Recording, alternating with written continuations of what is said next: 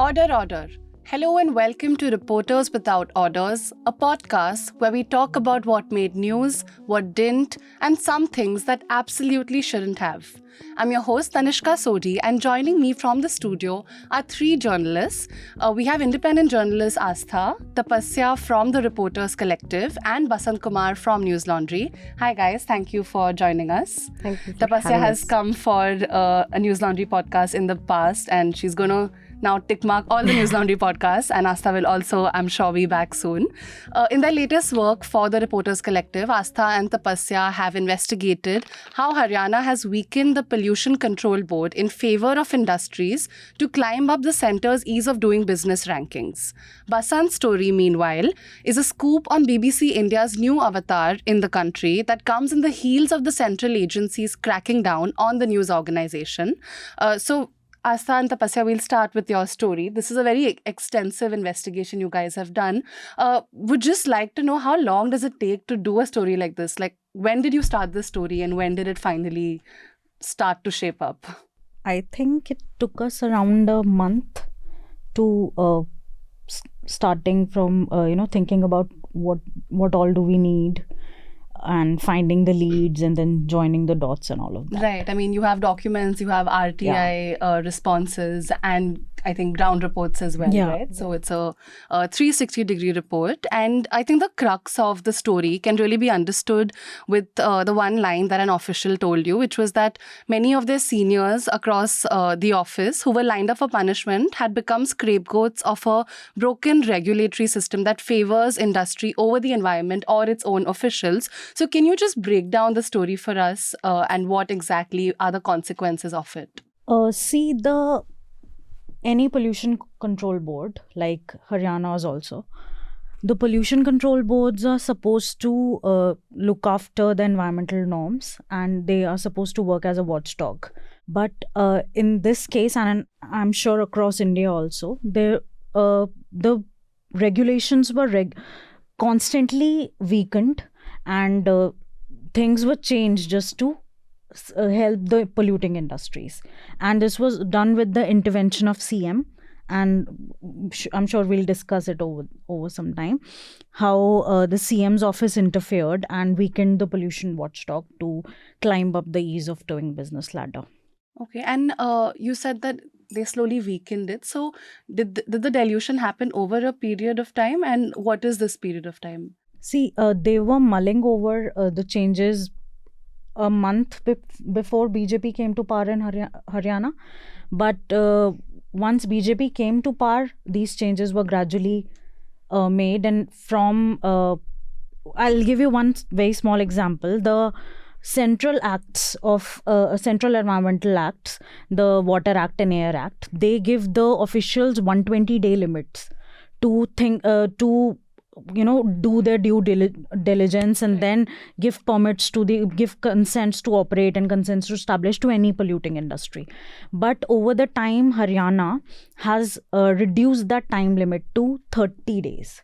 30 days plus 15 more days if the application is incomplete. So from 120, did it directly reduce to 30, yes, or did it slowly? No. Prior to BJP coming to power in Haryana in September 2014, they were discussing revising the time limit for giving consents. But at that point, the aim was to have exhaustive and realistic deadlines for officials. And they were thinking of having a 60-day time limit for consent to establish, which is that you are allowed to set up an industry, and then an 85-day time limit to operate it. So, but that happened only after BJP came to power. A year after BJP came to power, these were implemented. And then within some time, they started thinking about it again and made further dilutions, which Astha can... Other than reducing these time limits, they brought these consents to establish and consent to operate, these provisions, they brought them under the Haryana Right to Service Act. Okay. Which made it mandatory for officials to stick to the timelines, and if they don't, they would be penalized.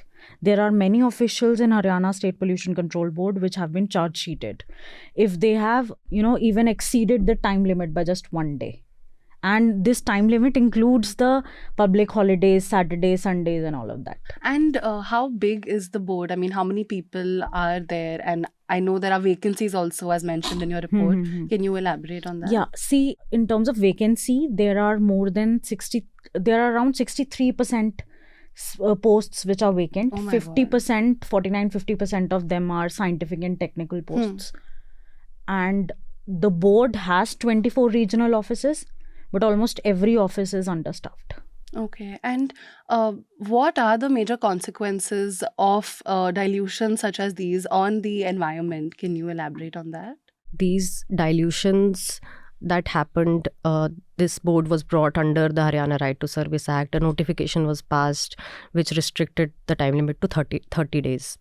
And this notification was the one where we saw CM's intervention. Right.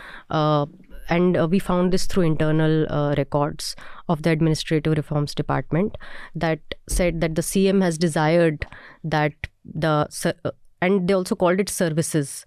Haryana Pollution Control Boards are regulatory bodies. So they turned them into service providers and brought them under this act.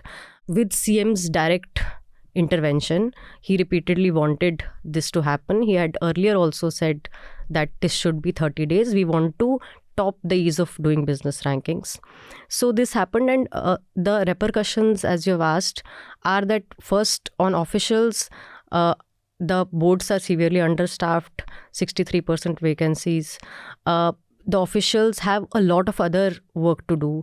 They have to do sampling, they have to do inspections, they have to look at a lot of paperwork of these industries in the applications. They have to do a lot of grievance redressal meetings, administrative meetings, Right. etc. So the officials are constantly under humongous burden. And when something like this happens, the officials either tend to look over certain things. Yeah. They tend to give hasty approvals to industries that might not be complying, or they exceed the time limit and get penalized. So it is a lot of mental pressure on officials to stick to these deadlines. And of course, this has also, as we also said in the story, Haryana is the state with second most number of polluting industries, Right. grossly polluting industries in India. And we all know how pollution has impacted public health. Almost all of us in Delhi have cough, cold and respiratory issues. So I think these are the things that ultimately impact us, our health. Definitely. Yeah. And so when an industry is allowed to be set up, I'm sure there are checks that are supposed to happen, but is it harder? I mean, once an approval is given, is it harder to, if you find something wrong with the industry, to get them to comply? So, I mean, you also have to look at the intent. Right.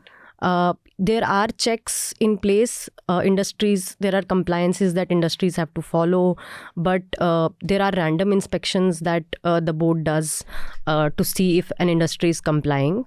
But if you look at the workload of officials, it is not very difficult to understand whether they have the time to actually do all that due diligence and constantly monitor all of these industries. So these provisions are in place, but their implementation is not that good. You guys spoke to several officials as well. Can you explain their frustrations to us? Most of the officials we talked to, they spoke on the condition of anonymity. Yeah. Given that they are under immense pressure, both from their seniors and from the government people also. So they have told us that on an average, every official has to conduct 50 to 60 inspections in a month, and so many meetings, paperworks and all of that. And at any point of time, almost every official has 150 to 200 pending consents that they have to, applications that they have to process. So almost everyone ends up missing the deadline. And one of the officials we talked to told me that all of my seniors have been charge sheeted, he told me. So this is the condition there. Right. And has Haryana been rising up in the ease of doing business rank? What was it before, and how has it gradually increased? I think it's one of the top achievers for the past many years. They have been hell-bent on helping the industries. Right. So this is very actively their mission. They're not being subtle about it. They want to, but it's happening at the cost of, like you said, the environment and officers. And can there be legal consequences of something like this? Can they be challenged in court? I know that there is one court case that you mentioned in your story, but can there be a larger sort of appeal against the changes that are happening? As we said in the story, the member secretary of the Haryana Pollution Control Board at that time said that the maximum time limit that is defined in the Water and Air Acts is 120 days. And the Water and Air Act, Central Act, supersede any other acts. And he said that we should take legal opinion to see whether we can do this. They actually did that. The administrative reforms took a legal, and this is very interesting, they took legal opinion from the legal department of Haryana, and the internal records, the file notings, they say that we spoke to our department's officials, talked to the the legal department over WhatsApp, and the changes in the draft notification for inclusion in Haryana Right to Service Act were sent over WhatsApp and on call. So you can go ahead with this, you can publish it in the Gazette, etc. So, if the board realizes, if there are acts, so definitely this is something that can be challenged. Yeah. And as reporters, sometimes when we speak to people, they have so many frustrations. They just have a lot to say and they don't really hesitate. But often with officials, they're harder to crack. What was the experience like for you? Was it hard for you to gain their trust since it's a big thing for them to speak even off record, something that could get them into legal trouble? What was the process like?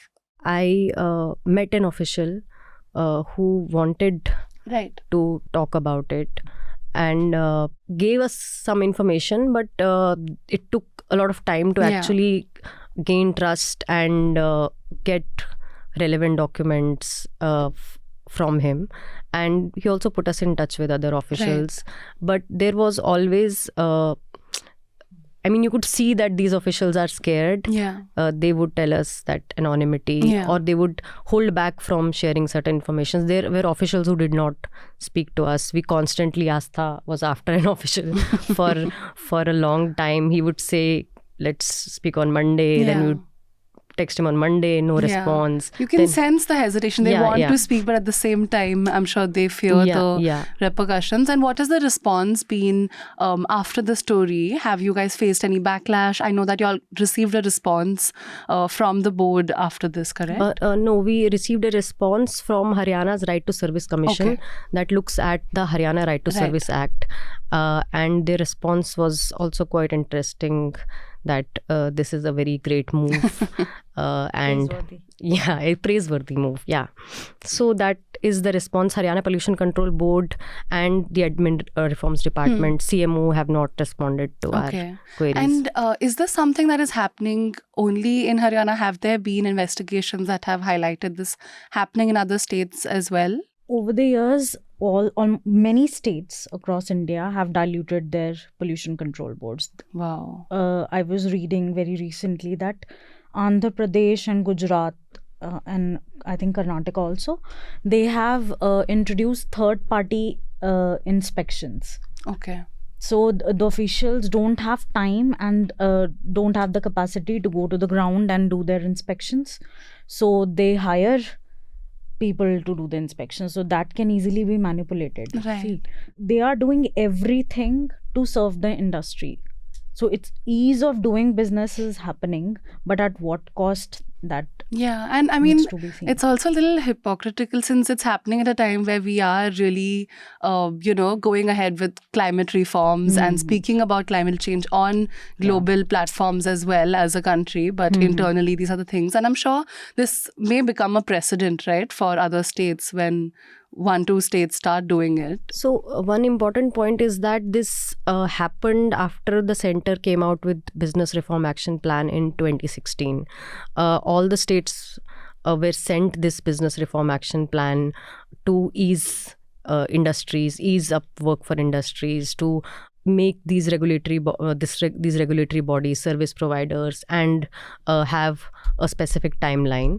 So it started with the center, and then many states followed the center's diktat and wanted to really climb up those rankings. Right. So there is a pattern that you can easily spot, and you have connected together so well. And I would urge our viewers to read the story if you haven't already, called Haryana Weakens Pollution Watchdog and Rules in Race for Ease of Doing Business Supremacy. Reporters Collective is an independent organization with independent journalists, so do support their work. They do a lot of great stories. Tapasya did a story last month on investigating Patanjali, which made a lot of waves, so do check that out as well. Basant? मैं ये जानना चाह रहा था, आपने कहा ना गुजरात, तो मैं गुजरात गया था, बड़ोदरा, वहाँ पे कई कंपनियाँ बड़ोदरा में, खासकर पेंट बनाने वाली, कलर, तो उनके जो कंपनी है उसके पीछे का जो कम से कम 4-5 किलोमीटर तक जो पानी है बिल्कुल पीला कलर का था एकदम, उसको आप मतलब हम सूंघ भी नहीं सकते। मैं वीडियो बना रहा था स्टोरी के लिए, तो मुझे लगा मैं बेहोश हो जाऊंगा। तो अभी जो बदलाव हो रहे हैं, आप लोगों ने क्या उसका भी इम्पैक्ट देखा इस स्टोरी में, या अभी पार्ट 2 में हो सकता है? तो ये बदलाव हुआ है, उसका इम्पैक्ट क्या हो रहा है? हमने इसको तो अभी ऑफिशियल्स के पर्सपेक्टिव से देखा है कि ऑफिशियल्स पे क्या इफेक्ट हो रहा है, but it is worthwhile to see कि इंडस्ट्रीज़ का वहाँ पे एक्चुअल ये तो ऐसी चीज़ है जो इंडिया में हर जगह इंडस्ट्रीज़ ऐसा कर रहे हैं। तो ग्राउंड रिपोर्टिंग एक चीज़ है जिसमें आप ये सब, जैसे आपने देखा वहाँ पे जाके, तो वो कर सकते हो। बट रिपोर्टर्स कलेक्टिव का भी एक मैंडेट है कि we want to hold government accountable and find out documents that directly show कि ये गवर्नमेंट ने ऐसे किया। सीएम या जो भी ऑफिशियल्स इन्वॉल्व थे, उन्होंने ये इन चीज़ों को क्या कहते हैं, how did they make the wheel turn in favour of industries.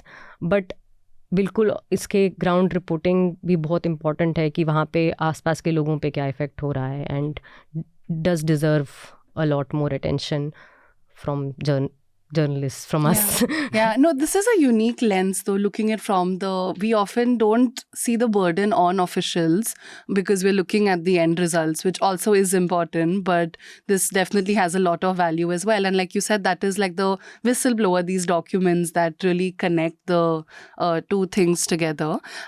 Coming to Basant's report now, which is about how BBC India is going to have a new avatar in India called Collective Newsroom. So this is happening in a year that has been very exciting for BBC in India. Started with the documentary that was critical on Prime Minister Modi, and I think a month after that, raids followed by central agencies. And Survey, sorry, not raid, survey. And since then, it has been quite a journey for BBC. Basant ji, tell us what happened from then till now. What has led to this, according to you? जब red हुआ था, जिसको सर्वे बोला गया था, उसके बाद से ये सुगबुगाहट चल रही थी कि कुछ बदलाव होने वाला है। जो बीबीसी के कर्मचारी वो बताते थे कि मीटिंग्स हो रही है। 11 तारीख को, जो 11 दिसंबर को एक मीटिंग होनी थी, जिसमें बीबीसी के डिप्टी सीईओ जोनाथन मुनरो आने वाले थे, और कोई बड़ी घोषणा होनी थी, लेकिन वो 12 तारीख को हुई। 12 तारीख की दोपहर 1 बजे से मीटिंग हुई और 2 बजे तक चली। उसमें जो मेन इन्होंने कहा कि हम एक नई कंपनी बना रहे हैं जिसका नाम होगा CNR, शॉर्ट में कलेक्टिव न्यूज़ रूम। अभी तक जो बीबीसी है वो बाहर की कंपनी से चलता था, जो लंदन में है बीबीसी का मेन ऑफिस। लेकिन जो भारत सरकार की FDI का लॉ था, उसके मुताबिक जो रेड हुआ उसी से रिलेटेड था। तो वो अब ये भारत में अपनी कंपनी बनाएंगे, भारत सरकार के मुताबिक वो चलेगी। और उसमें अभी तक जो जानकारी है, 9 डायरेक्टर होंगे और 4 मेन हैं, जिसमें रूपा झा है, मुकेश शर्मा हैं, ये लोग हैं। और जितने एम्प्लॉय हैं अभी बीबीसी के, जो लैंग्वेज हैं अलग अलग, हिंदी हो गया, गुजराती हो गया, पंजाबी भी है, इनके जो एम्प्लॉय हैं अब वो रहेंगे CNR के कर्मचारी, वो बीबीसी के एम्प्लॉय नहीं होंगे। तो ये नया बदलाव है कि अब वो CNR के एम्प्लॉय होंगे। एंड ये कैसे बीबीसी को impact या help करेगा economically, because I also know कि FDI norms they are doing to meet 26%. FDI norms, right? So tell us a little about these FDI norms they're trying to meet. नहीं, जो भारत सरकार का नया law है उसमें 26% आप ले सकते हैं। तो अभी तक वो बाहर से चल रहा था तो आप उसी के मुताबिक पैसे आते थे, लेकिन अब भारत सरकार ने कहा कि आपको 26% ही बाहर से ला सकते हैं, इसलिए इन्होंने भारत में अब अपनी कंपनी बना ली। अभी तक बाहर की कंपनी से चल रही थी, इसी के कारण मामला फंसा भी था। तो बाकी बिजनेस तो बीबीसी का अपना यहाँ है ही, लेकिन अब वो कंपनी भारत में रजिस्टर्ड होगी तो भारत सरकार के मुताबिक टैक्स देगी। जो बीबीसी पे जब सर्वे हुआ था तो यही निकल गया कि टैक्स में उन्होंने टैक्स नहीं दिया है, तो इसीलिए बनाया गया कि जो भारत सरकार का रूल होगा उसके मुताबिक चलेंगे, टैक्स देंगे और एफडीआई उतना ही आ सकता है जितना भारत सरकार चाहती है। तो आपको लगता है इससे प्रेशर मतलब उन पे बढ़ेगा या अभी ईज होगा थोड़ा? नहीं, मतलब बीबीसी की कल जो मीटिंग हुई उसमें साफ साफ जो तमाम एम्प्लॉय बैठे थे उन्होंने पूछा भी कि हम सीएनआर के कर्मचारी होंगे, लेकिन अगर हम पे कुछ भी होता है, एक्शन होता है तो बीबीसी क्या जिम्मेदारी लेगा। तो बीबीसी के जो अधिकारी मौजूद थे उन्होंने कहा था कि सिर्फ कंपनी का नाम बदल रहा है, बाकी सब बीबीसी के मुताबिक ही चलेगा। और जो तमाम सुविधाएं, क्योंकि इंटरनेशनल ऑर्गेनाइजेशन में सुविधाएं काफ़ी अलग अलग होती है, अगर आपने एक्स्ट्रा ओवर टाइम काम किया तो उसके पे होते हैं, आप नाइट शिफ्ट करें तो उसके अलग से पे होते हैं, तो वो तमाम सुविधाएं होंगी। लेकिन बीबीसी का जो आई कार्ड होगा, जो अभी तक होता था उसमें बीबीसी का लोगो होता था, एम्प्लॉय का नाम होता था, उस पर सीएनआर का भी लोगो होगा।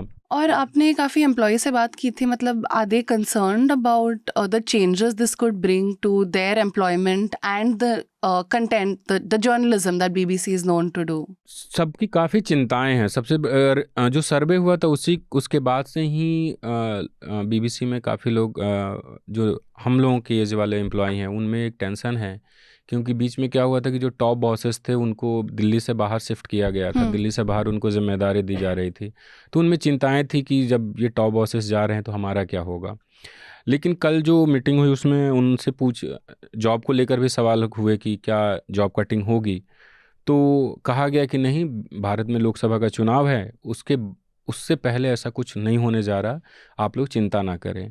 लेकिन बहुत सारी संभावनाएं आ रही है। लोग बातचीत में बता रहे हैं कि आज जब हम लोग ये बातचीत कर रहे हैं उसी दिन अलग अलग टीम की मीटिंग होगी, हिंदी की अलग, गुजराती की अलग, तो उस टीम में उसके बाद निर्णय लिया जाएगा। और जहाँ तक कंटेंट का सवाल है, उसमें 2 लेवल पे कंटेंट की जांच होगी। एक बीबीसी खुद करेगा जो लंदन में है, और ये सीएनआर की टीम करेगी। सीएनआर में रूपा झा, मुकेश शर्मा, ये तमाम जो टॉप लोग हैं बीबीसी हिंदी के, वो सब उसमें हैं। Okay. Can you tell us a little about how long has BBC been reporting in India from? I mean, is this have they been a very active part of Indian reporting, like as a foreign correspondent reporting in India? And is this going to, you think, be changes that other organizations are also soon going to follow? BBC जो जैसे digital media market में आया ना, ये मेरा opinion है। Reporter के तौर पे वो ओपिनियन देना हमारी जिम्मेदारी नहीं होती। आज ही मैं कहीं पढ़ रहा था, लेकिन जैसे डिजिटल मीडिया आया, बहुत सारे, एक समय था जो बीबीसी एक्सक्लूसिव करता था, ब्रेक करता था, लेकिन जैसे डिजिटल मीडिया आए हैं, बहुत सारी खबरें ऐसी होती है जो बीबीसी से पहले बाकी लोग कर देते हैं। बीबीसी फूंक फूंक के कदम रखता है, क्योंकि वो एक बड़ा ऑर्गेनाइजेशन है, उससे एक माइनर मिस्टेक हुआ तो बड़ा बैकलैश होगा। मतलब किसी भी तरीके से एक डॉक्यूमेंट्री, वो भी बीबीसी हिंदी या बीबीसी की इंडियन लैंग्वेज नहीं किया था, वो बाहर की एक अलग विंग ने किया था, उसके बाद इतना सारा बैकलैश हो गया। लेकिन वही है कि उनकी रीच ज़्यादा है, उनकी खबरें ज़्यादा लोगों तक पहुंचती है। हाल ही में कैरवान का जो मीडिया अंक आया है, उसमें साहित आंतरे जो मल्टीमीडिया जर्नलिस्ट, उन्होंने काफ़ी लिखा है कि कैसे कंटेंट बदल रहे हैं, कैसे कार्टूनिस्ट को डायरेक्ट पीएम को या गृह मंत्री को अटैक करने के लिए नहीं बोला गया, उनको चेंजेस करने के लिए बोला गया। तो अगर अब तो भारत की कंपनी हो गई, भारत में रजिस्टर्ड हो गई, तो लेकिन बीबीसी के जो टॉप बॉसेस हैं उनका कहना है कि हम अपनी फ्रीडम के साथ कोई समझौता नहीं करेंगे, हम जैसे फ्री होके काम करते थे इंडिपेंडेंट, वैसा काम करेंगे। बट अभी मतलब when it becomes a proper Indian company, then it will have to comply with जैसे आईटी रूल्स हो या ब्रॉडकास्ट बिल हो या जो भी हो। So and we have seen the pressure that can bring, these rules have been contested. So इसीलिए reporter, वहाँ के जो एम्प्लॉय थे, उन्होंने पूछा कि अगर मान लीजिए आज तो एक सर्वे हुआ तो आपने एक नई कंपनी बना दी, कल को कुछ और भी हो सकता है, अलग अलग तरीक़ों से सरकार अगर परेशान करती है तो क्या होगा, हमारी सुरक्षा कौन देगा? तो बीबीसी के जो वहाँ सीनियर्स थे उन्होंने कहा कि हम आज जिस तरीके से आप लोगों के साथ खड़े हैं तब भी खड़े होंगे, बस एक थर्ड पार्टी कंपनी बन रही है। And Basant, you did another quick story yesterday that I want to touch upon, because since we're talking about journalism in India, this is an important topic. An ANI reporter was beaten up in Uttar Pradesh by officials over an assault video. Can you explain to us what happened and what is the condition of the reporter? Condition तो ठीक है, अच्छे से बात कर रहे हैं, लेकिन उन्होंने अपने FIR में भी कहा है, रवि गुप्ता नाम है, वो ANI मेरठ से काम करते हैं, तो उनकी FIR में भी लिखा है और हमसे बताया भी कि अगर कुछ जानने वाले इंफॉर्मेशन अधिकारी जो मेरठ विकास प्राधिकरण है, अगर वो उस वक्त नहीं आते तो शायद वो हॉस्पिटल में होते हैं, उनको जान से मार देते। तो बेसिकली वो जैसे आप रूटीन होता है ना, रूटीन रिपोर्टिंग का, कि आप DM ऑफिस जाते हैं, SSP ऑफिस जाते हैं, वहाँ से क्राइम की खबरें मिल जाती हैं जो रूटीन में करना होता है। तो वहीं करने SSP ऑफिस जा रहे थे, उन्होंने देखा कि रास्ते में मेरठ विकास प्राधिकरण का दफ्तर, वहाँ किसी को मार रहे थे। वो उतर के वीडियो बनाने लगे, तो उसको छोड़ के जिसको वो पीट रहे थे, इनको ही मारने लगे, और इनके पास iPhone था, उसको पकड़ के तोड़ दिया, पर इत्तेफाक से iCloud के ज़रिए उन्होंने उस वीडियो को बचा लिया। और FIR दर्ज हो चुकी है। कुल 15 लोग हैं, जिसमें 5 नामजद हैं, 5 लोग जिनका नाम लिखा हुआ है, और 10 हैं जो अननेम्ड हैं। तो FIR हुई है। हमने सूचना अधिकारी से भी बात की, उन्होंने कहा कि हमारी जानकारी में हम इन्वेस्टिगेशन कर रहे हैं। जो IO हैं, FIR दर्ज हुआ है मेरठ सिविल लाइंस थाने में, तो वो भी कह रहे थे कि हम इन्वेस्टिगेशन कर रहे हैं। लेकिन सबसे हैरान करने वाला सवाल था, वो मुझे भी उत्तर नहीं मिला। अगर मैं ग्राउंड पे होता तो शायद निकाल ले जाता कि वो इंडिविजुअल कौन था जिसको पीट रहे थे, उसकी क्या गलती थी। वो फ़ोन पे नहीं हो पाता, क्योंकि मेरठ जाना ही पड़ता। लेकिन पुलिस को अभी तक पता नहीं कि वो कौन था इंडिविजुअल जिसको पीट रहे थे। और ANI ने कैसे रिस्पॉन्ड किया है इस चीज़ पे? उन्होंने क्या कोई स्टेटमेंट दिया है अब तक कि नहीं? मेरी जानकारी में ANI का कोई स्टेटमेंट सामने नहीं आया, लेकिन मैंने उस जर्नलिस्ट से पूछा कि आपके ऑर्गेनाइजेशन ने क्या बोला, तो उन्होंने कहा कि संस्थान ने कहा कि आप FIR दर्ज कराइए, हम आपके साथ हैं। Okay, but publicly ANI has yet to take a stand. Maybe we will see it, but I won't bet on it.